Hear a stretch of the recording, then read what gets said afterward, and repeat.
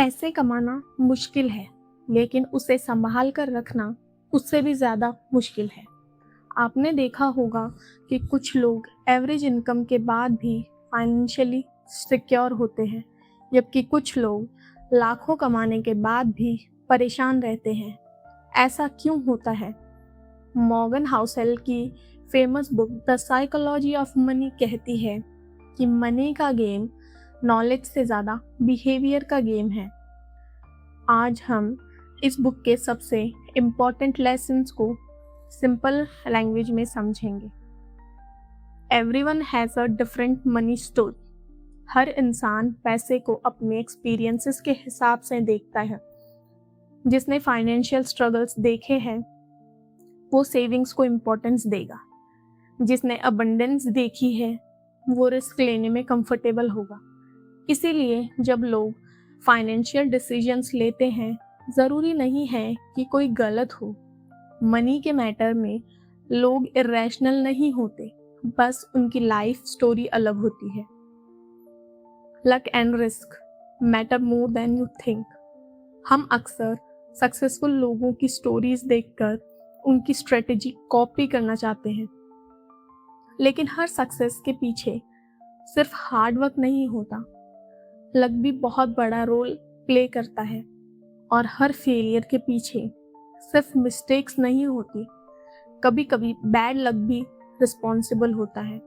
इसीलिए किसी को जज करने से पहले पूरी पिक्चर देखनी चाहिए। Being rich versus being wealthy.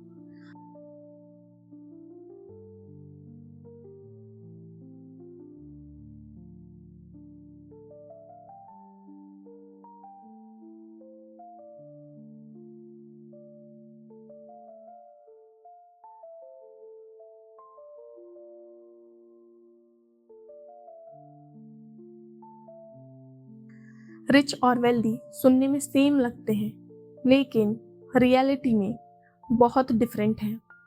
Richness वो है जो लोग देख सकते हैं, वेल्थ वो है जो लोग नहीं देख सकते। लग्जरी कार रिच दिखा सकती है, लेकिन इन्वेस्टमेंट्स और सेविंग्स एक्चुअल वेल्थ दिखाती है।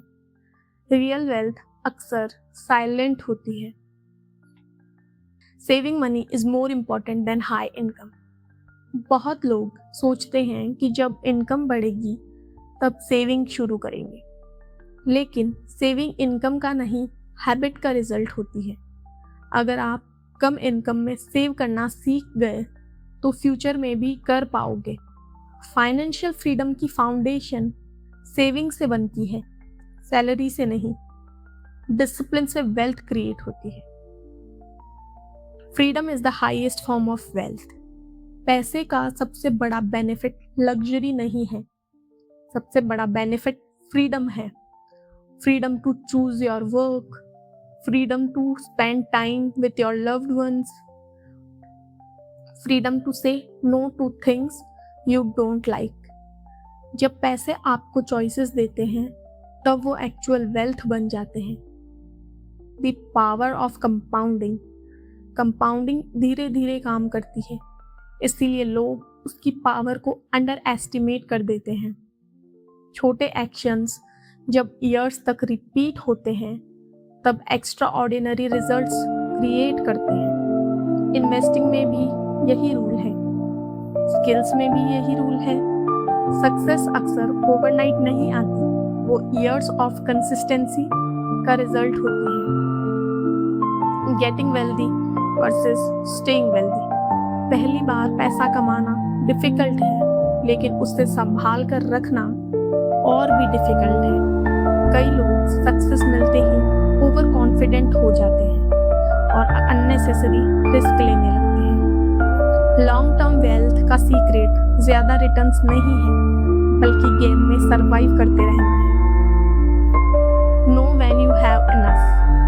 इंसान की सबसे बड़ी प्रॉब्लम है कि उसे हमेशा और चाहिए होता है, और ज़्यादा पैसा और ज़्यादा स्टेटस, लेकिन ग्रीड का कोई एंड नहीं होता। इसीलिए लाइफ में अपना इनफ डिफाइन करना बहुत इम्पोर्टेंट है। Nobody is impressed by your possessions.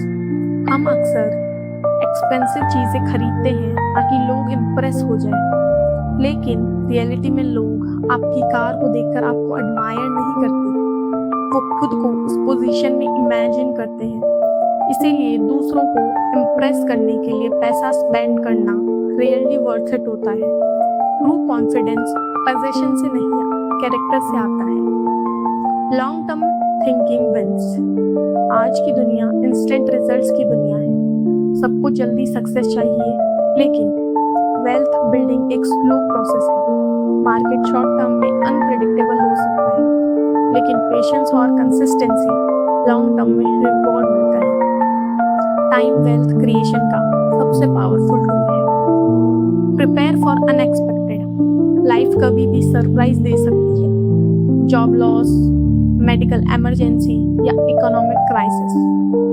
कोई भी फ्यूचर को परफेक्टली प्रेडिक्ट नहीं कर सकता, इसीलिए इमरजेंसी फंड रखना जरूरी है। फाइनेंशियल प्लानिंग का गोल फ्यूचर प्रेडिक्ट करना नहीं है, फ्यूचर के लिए रेडी रहना है। Reasonable is better than rational.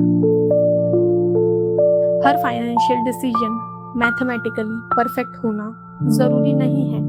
कभी कभी पीस ऑफ माइंड ज़्यादा इम्पॉर्टेंट होता है। ऐसा इन्वेस्टमेंट चूज करो जिसे आप लोग लॉन्ग टर्म तक होल्ड कर सको। मनी का पर्पस स्ट्रेस बढ़ाना नहीं है, मनी का पर्पस लाइफ को ईजियर बनाना है। रीजनेबल डिसीजन अक्सर बेस्ट डिसीजन होते हैं। Room for error is essential. Life और इन्वेस्टिंग दोनों अनसर्टेन है, इसीलिए हमेशा बैकअप प्लान होना चाहिए। अपनी फाइनेंशियल प्लानिंग में एक्स्ट्रा मार्जिन रखो, ताकि अगर कुछ गलत हो जाए तो भी आप सरवाइव कर सको। सक्सेसफुल लोग फ्यूचर प्रेडिक्ट नहीं करते, वो अनसर्टेनिटी के लिए प्रिपेयर रहते हैं। Wealth is what you don't see. जो पैसा आप स्पेंड कर देते हो वो खत्म हो जाता है, लेकिन जो पैसा आप इन्वेस्ट करते हो वो फ्यूचर क्रिएट करता है। वेल्थ एक्सपेंसिव लाइफस्टाइल नहीं है, वेल्थ हिडन असेट्स है और फ्यूचर ऑप्शंस है। सबसे वेल्दी लोग अक्सर सबसे सिंपल दिखते हैं, क्योंकि उनका पूरा फोकस अपीयरेंस पर नहीं, असेट्स पर होता है। Money is a tool, not the goal. आखिर में सबसे इम्पोर्टेंट लेसन, पैसों को लाइफ का फाइनल डेस्टिनेशन मत बनाओ। मनी एक टूल है जो बेटर चॉइसेस क्रिएट करता है। Better choices better lifestyle create करती है, और बेटर लाइफस्टाइल हैप्पीनेस क्रिएट करती है। मनी का पर्पस सिर्फ मनी बनाना नहीं है, मीनिंगफुल लाइफ बनाना है। तो दोस्तों, अगर इस पूरी बुक को एक लाइन में समराइज करें तो वो लाइन होगी, financial success is less about intelligence and more about behaviour. आपको दुनिया का सबसे इंटेलिजेंट इन्वेस्टर बनने की जरूरत नहीं है, बस अपने मनी हैबिट्स को बेटर बनाना है। और जब हैबिट्स बेटर हो जाती है तो फाइनेंशियल फ्यूचर ऑटोमेटिकली बेटर हो जाता है। अगर वीडियो वैल्यूएबल लगी हो तो लाइक, शेयर और सब्सक्राइब जरूर करिए। मिलते हैं नेक्स्ट वीडियो में।